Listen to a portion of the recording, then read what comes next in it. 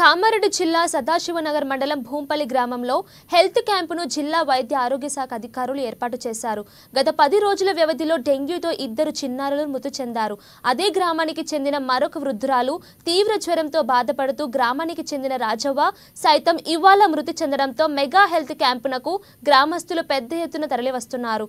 ఇక గ్రామంలోని అన్ని వీధుల్లో బ్లీచింగ్ పౌడర్, ఇతర ఫినాయిల్తో మురికి కాలువలను, రోడ్లను శుభ్రం చేశారు. అలాగే పలు ఇండ్లలో నిల్వ ఉన్న కూలర్లు, కుండీలతో నీటిని పారదోశారు. సీజనల్ వ్యాధుల పట్ల గ్రామ ప్రజలకు వైద్య శాఖ అధికారులు అవగాహన కల్పించారు. ఇక ఈ కార్యక్రమంలో డిఎంహెచ్ఓ చంద్రశేఖర్తో పాటు మండల స్థానిక ఆశా కార్యకర్తలు పెద్ద ఎత్తున పాల్గొన్నారు. ఇక సీజనల్ వ్యాధుల పట్ల గ్రామస్తులు అప్రమత్తంగా ఉండాలని, ఆందోళనకు గురికాకుండా పరిసరాలను పరిశుభ్రంగా ఉంచుకొని ఎప్పటికప్పుడు ఆరోగ్యాన్ని చెకప్ చేసుకోవాలని డిఎంహెచ్ఓ సూచించారు.